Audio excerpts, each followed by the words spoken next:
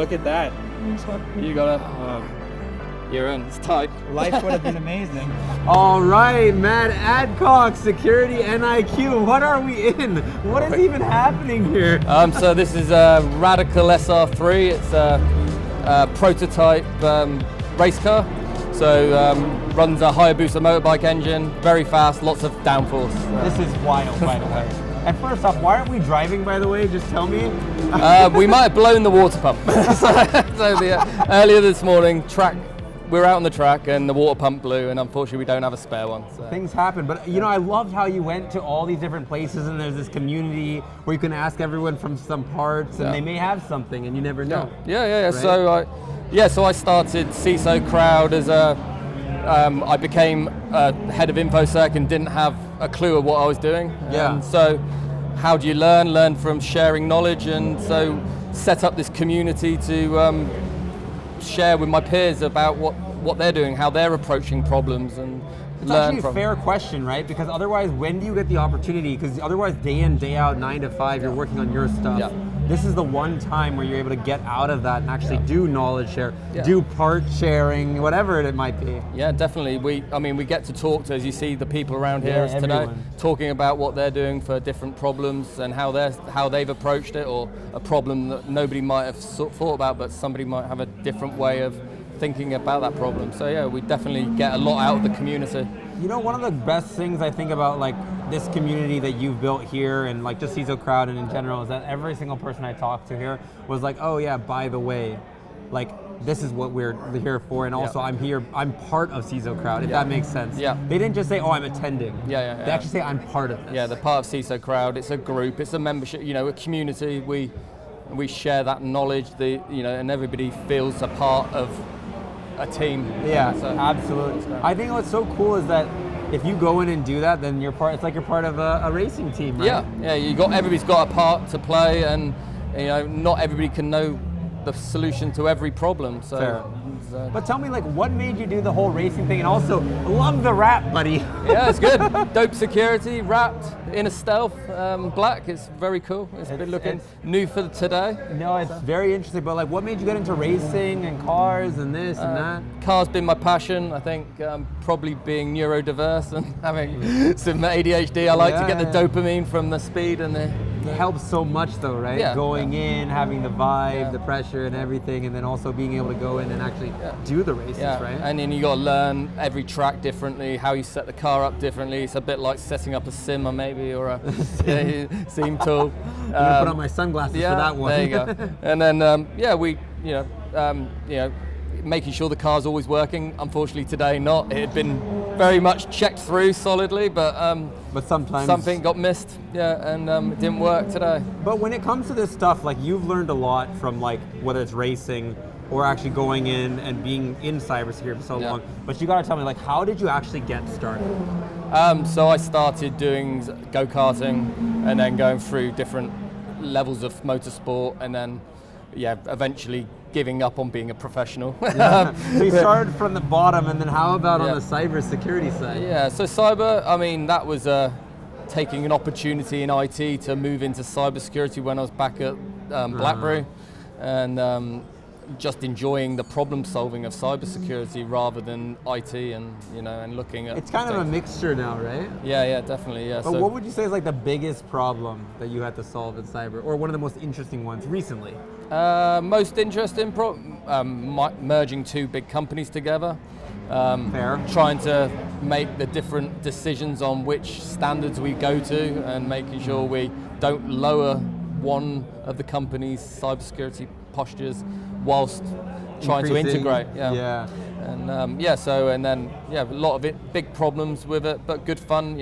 If it's not, you're not doing the same thing every day, it's a good day. But NIQ is pretty big, right? Yeah. As a whole. Yeah, it's a big company. Tens of thousands of people. Yeah. And so when you brought the two companies together, like, I guess, help us to understand, like, what was one of those challenges, or what would be an example of a challenge that someone could go through? Well, for one, there was the culture, American and European cultures. And it was a challenge just getting the teams integrated from a cultural point of view. Then it was one company's using this SIM tool, one company's using this. And then, so gateways. have you say you've completed a lot of those integrations? We're making a lot of progress towards it, good progress, and as the IT integrate infrastructure, we're able to keep up as cybersecurity with those. With those as well. Yeah. And then from there, you've basically built a more integrated team around it, right? Yeah, and then the team have come really together really well. We've now a team of 150 someone strong cybersecurity team. Right. And they're now truly global from everywhere from West Coast America, Canada, UK, Bulgaria, Malaysia, India. Yeah. So we're a truly global team and cross every time zone now. And so when you have those kinds of stuff, that in itself is a new challenge, right? Yeah. So definitely just trying to find where you do a town hall for the global team. Getting the team together, always a challenge, right? Getting the team together. So we had a first online social event last week, and it was just finding that time zone that works for everybody. Everyone, yeah.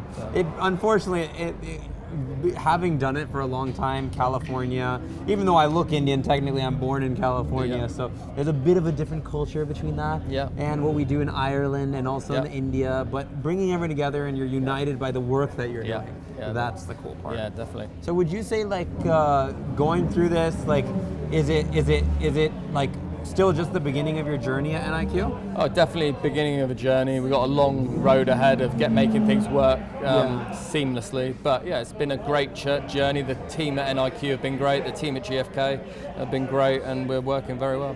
And so do you think once you go in and you've done these types of things, what would you say were the learnings of doing an integrations exercise? Because I think people out there usually end up saying, okay, there's two SIMs. Yeah. That seems crazy. How do you deal with that? So I think it was best looking at the best of breed and seeing which fitted our new network and capacity, and design, and coming to a decision with the teams that this is the best way to go.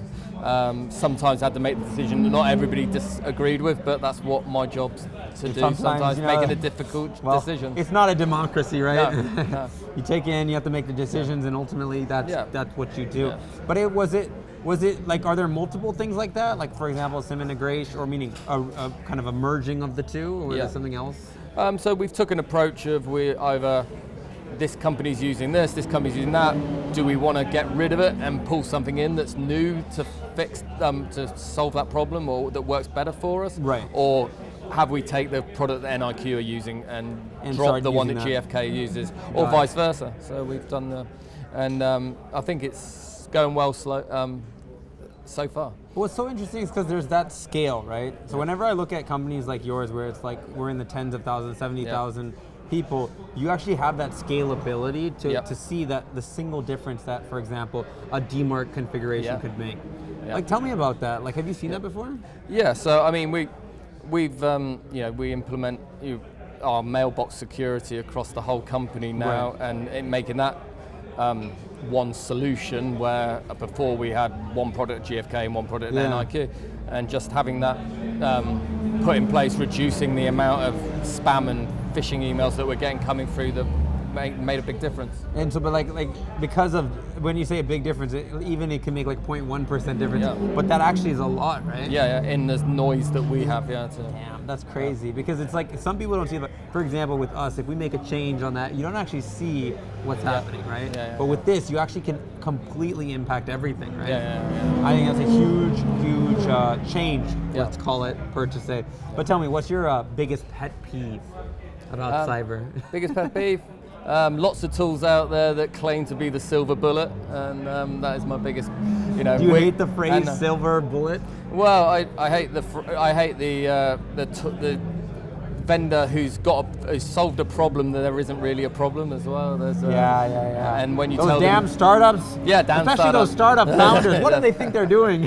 So your product seems to have solved a problem that actually does exist. So, I mean, it depends on how we come up, right? And I think the way that brought us together and the thought process that aligned us is what is the solution and what is the problem? You have to be able to very clearly define the problem. it's not okay to just say, oh, there's a problem, by the way. That's an assumption.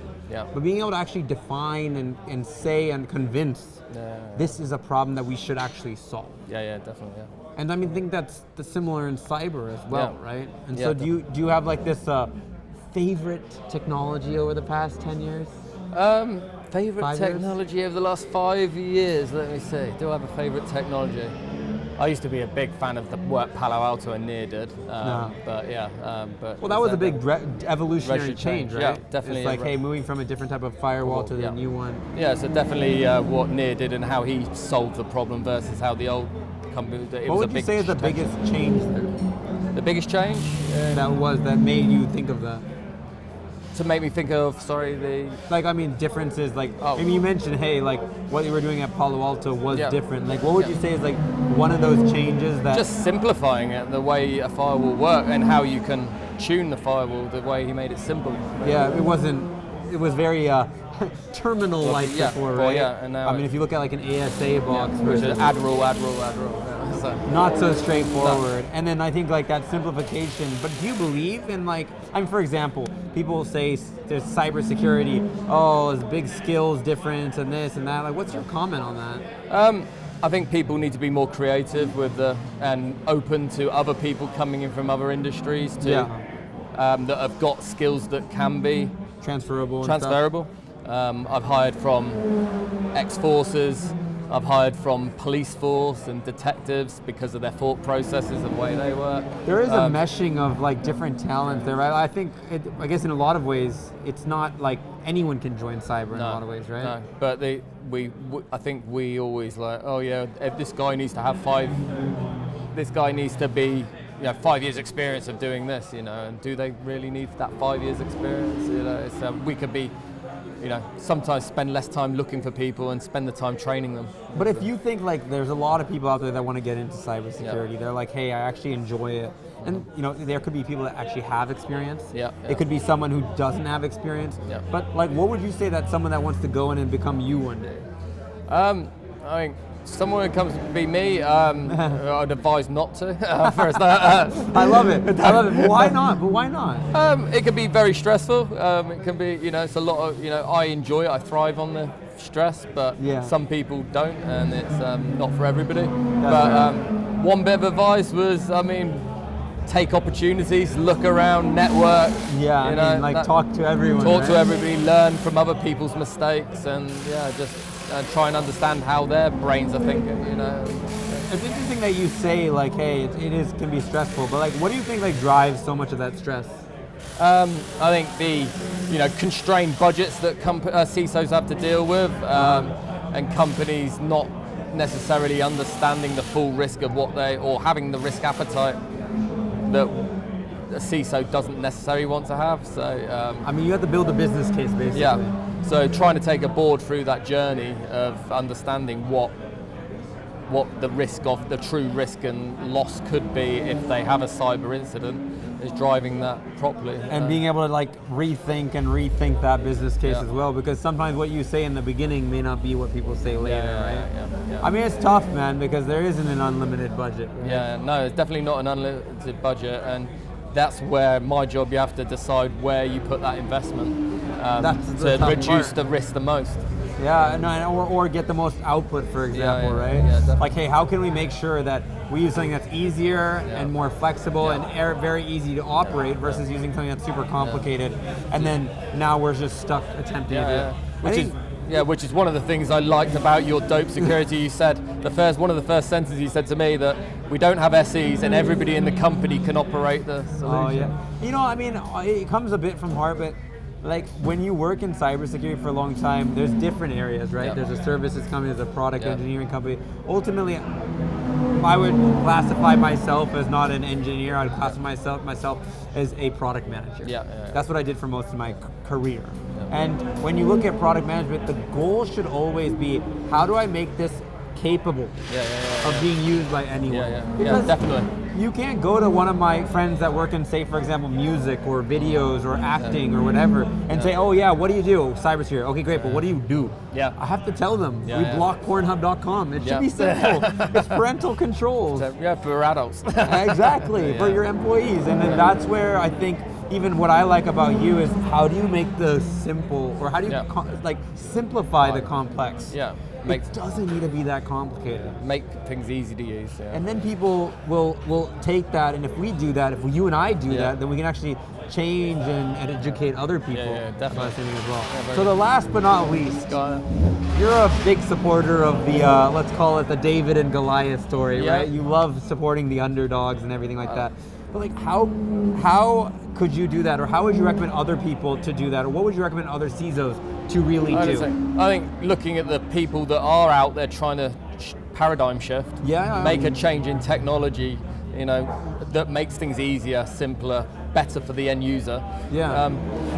Looking for those products that are out in a lot of noise, because I don't know how many startups, a lot of noise here, and don't know how many vendors there are at the moment, a lot of them, and a lot of it's snake oil. We're trying to see through that snake oil. Very true, very true. And find that product that is doing the next shift, is making things simpler. It would be my advice. Just trying to. That's awesome. And how do you think people should get involved? Like if they wanted to like work with you or meet with you, or at least get a feedback, should they come to CISO Crowd? Are they able to? They can apply on LinkedIn to join the group, and then we vet them for membership, and then and welcome to our meetups that we have for drinks.